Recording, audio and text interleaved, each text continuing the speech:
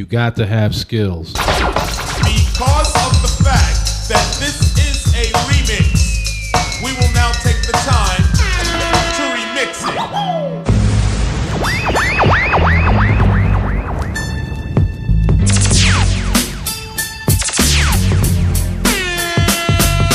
Green Lantern. Green Lantern.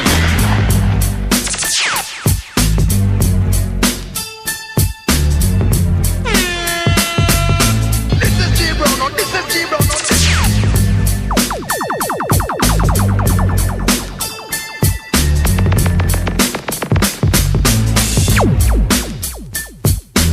There's a place for everybody in this game. If you got so much skill, show it.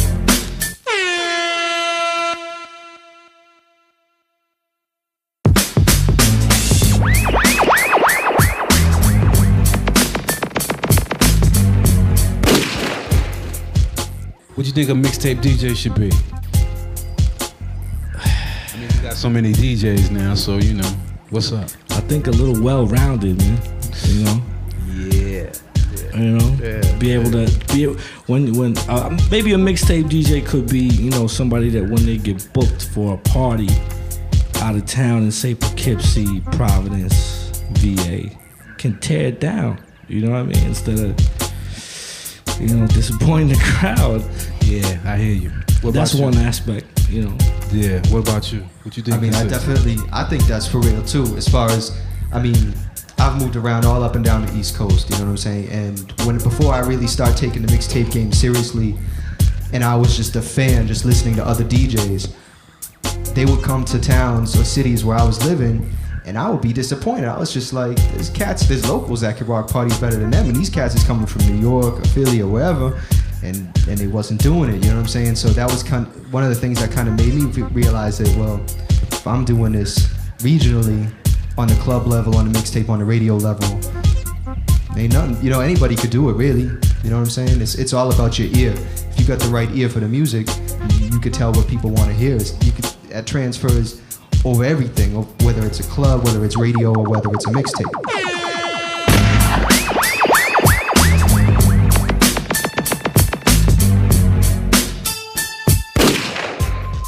All right. What you think a mixtape DJ skills should be? I mean, you know, whatever. It's like this. People always say, you know, there's no skills in the game. There's no skills in the game no more. Da-da-da-da-da. You know, cats are just playing songs and getting record deals and they ain't putting no skills into the tape. I think they are putting a certain skill in it. If your skill is getting those songs, putting that tape out in less than 24 hours, that's skill, fam. Oh, no doubt. Don't get it twisted. Getting exclusive is not as easy as you think.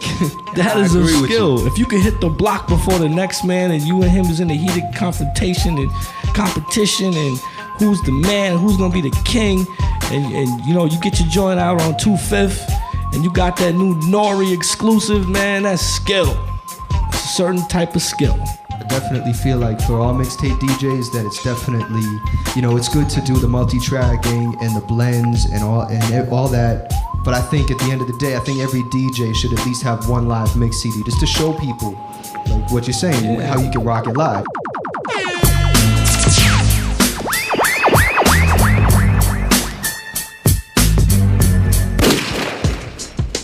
What I'm gonna do is demonstrate a little. I brought a little track machine. We're gonna have a little fun. Is this like flash to the beat? No, this is gonna be constructing a blend on the track machine. Ooh, this is gonna be a little fun. You know, it's gonna be like a cooking class. All right. Green Lantern remix. I wanna be happy.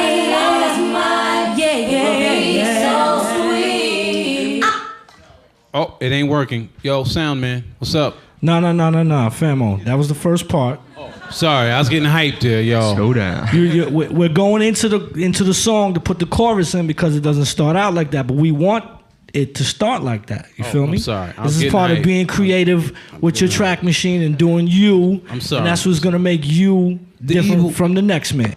Now, you're gonna match your beat up with the acapella that you just had on this one track. You're one track over. That was track 1. Now you're on track 2. You have an acapella, now you're gonna match your beat with it and see if it rides out. Anybody can switch the beats 50 times underneath one song, but it's how's it sound. You could have one beat rocking through the whole song, and if it sounds good, that's a hot ass blend. The evil genius, Green Lantern. Yo, I got that shit down hot now.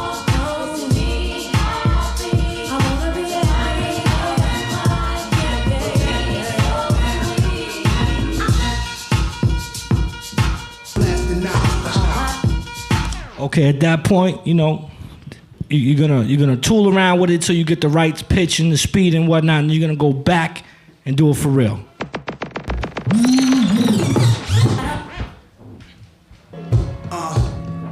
The official remix.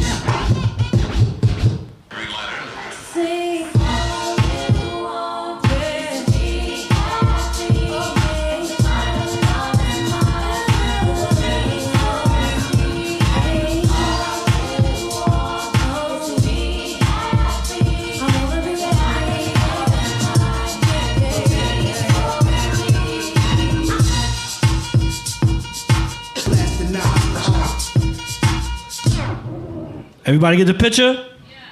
All right, that's how, in a little rough way, that's how you use a 4-track for all the new cats out there, for maybe some of the older cats that are really stuck on this live thing that I keep hearing.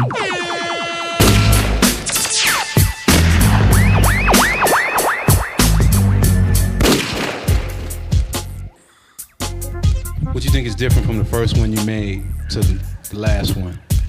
Probably technique first off, just from doing it, you know, X amount of times, but just more consciousness on the flow of the whole joint. Like, you know, all right, I'll start off with an intro and I'm gonna go into this, and all right, maybe I'll go into this thug set, or I'll do this, or I'll do that. Whereas in the beginning, it was just straight, you know, try it out, see what works. You know? I hear you. All right, what's up with you, man? Well, I mean, I don't even like to listen to my early mixtapes no more.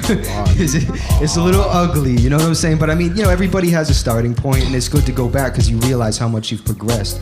You know, I mean, just through introspection of seeing what you've done. I definitely would say overall, I mean, when I was first started making mixtapes, I was just doing it to do it. I was just getting songs that I liked, that I knew my people liked. You know, it wasn't even about mass marketing or none of that. It was just about my crew, what they like, what we like to listen to. I made it for them.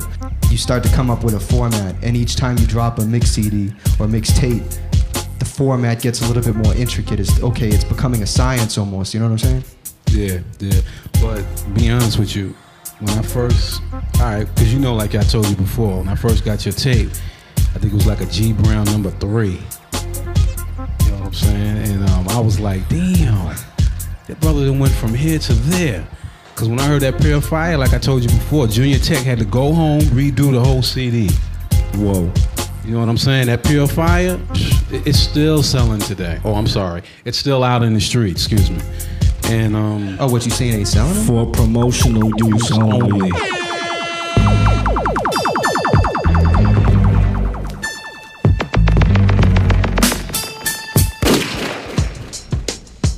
How do you think a mixtape becomes popular? I mean, any tape that you put together, how could people like, damn, made you remember that tape or something like that?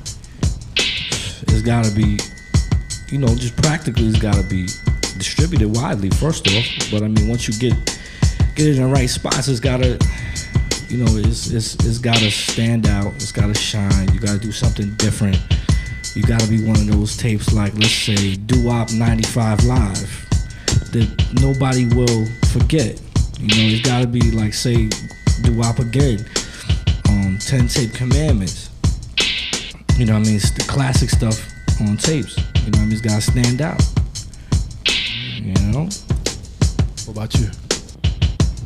I think definitely, obviously, distribution is a major key in, you know, building a name for yourself. You know, obviously, even if you only have 5 CDs or tapes in a store, just the fact that it's there is getting your name out. You know what I'm saying? But I think a major thing, as far as locally and even regionally and internationally, whatever, I think if someone is gonna play your stuff in the store or wherever it happens to be, or in their ride or whatever. I think that's the biggest form of promotion, because if your joint is banging and people hear it, they're gonna be like, yo, who is that? You know what I'm saying? But if it could be the hottest CD in the world, but people ain't playing it in the places where they sell mixtapes are not playing it, it's just gonna collect dust. If you're trying to come up in the game and nobody knows who you are, you could have the hottest mixtape out there. But if the cats ain't playing it, cats is gonna go for the people they know, like the K-Slays and the Doo-Wops and the Clues and all that, you know?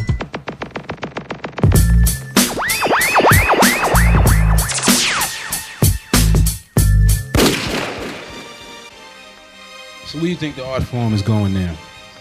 At the game itself? Down the tubes. Been going down the tubes for years, dog. Nah, the art form? Yeah, the mixtape art form itself. Art form? Yeah. Down the tubes. Why? Down the drain. I mean, let them know. The crapper. Why do you say that? Let them know. Nah, I mean, because they here to either make a mixtape. The game is going through the roof. The art form. Oh, going down the That's real. That's real. That is real. I'm not hating. Okay. At all. Okay, so why do you say that? Because it's obvious to see that, you know, it really comes down to the almighty dollar. You know what I'm saying? However you can ship it out and put it out, and you know what rules the game is something that's not really what you would think of as the DJ art form. It's more like a hustler's handbook. Hustle. You know what I mean? I think nowadays I think it's a little bit different than say it was 5-10 years ago in the mixtape scene. I think there's a lot of cats in the game, like a good majority of the cats in the game that are doing it not for the love or for the art, but for the money, to try and get their hustle on, which, you know, you can't knock anyone's hustle. Everybody's got to eat, but at the same time, I think you can find a medium. I think you can find a midway point where you can bring up the art, you can raise the levels of the art form, and you can, if you want to make money off of it, you can make money off it.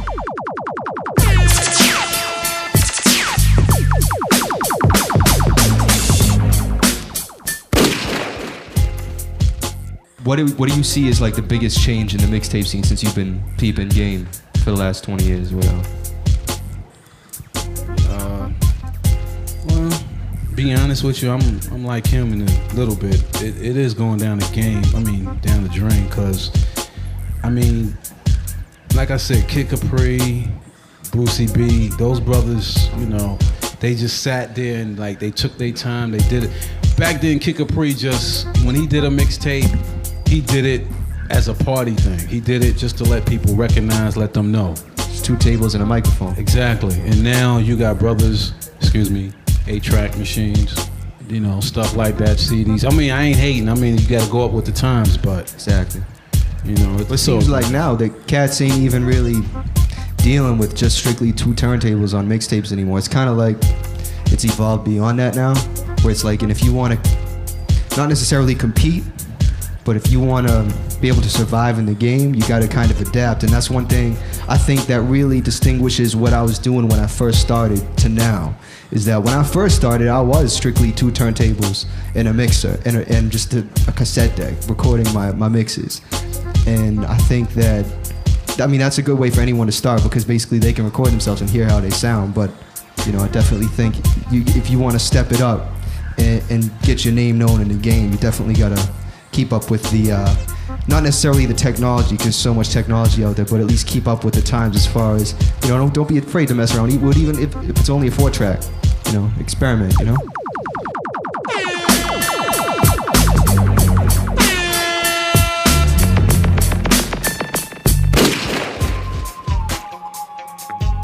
All you upcoming DJs, for real, don't feel like you have to go by what someone else does to be successful and to get your name known. Do you, like what he's saying, do you, just go from your heart. Like if you feel like this is the way you, like, do what you like hearing. Don't do something just to do it because that's what everyone else is doing. Do it because that's, like, you can listen to it at the end of the day. You can feel good about yourself that, yeah, I did this and my people respect me for that. Just do that, you know what I'm saying? Don't feel like you have to follow trends and do whatever, you know?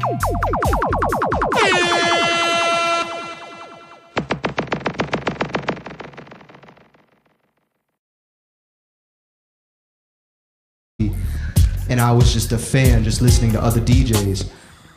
They would come to towns or cities where I was living, And I would be disappointed. I was just like, there's locals that could rock parties better than them, and these cats is coming from New York or Philly or wherever, and they wasn't doing it, you know what I'm saying? So that was one of the things that kind of made me realize that, well, if I'm doing this regionally, on the club level, on the mixtape, on the radio level, you got to have skills. Because of the fact that this is a remix, we will now take the time to remix it.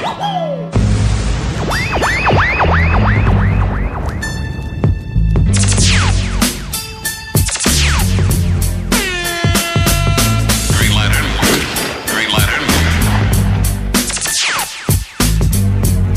When they get booked for a party out of town in, say, Poughkeepsie, Providence, VA, can tear it down, you know what I mean? Instead of, disappointing the crowd. Yeah, I hear you. That's one aspect, Yeah, what about you? What you think? I mean, I think that's for real too. As far as, I've moved around all up and down the East Coast, you know what I'm saying? And before I really start taking the mixtape game seriously,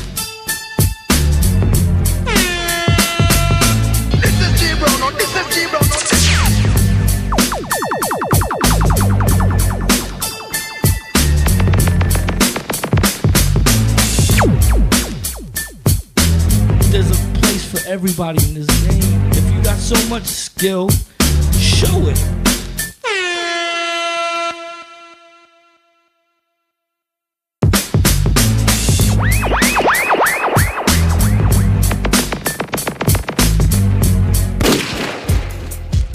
What do you think a mixtape DJ should be?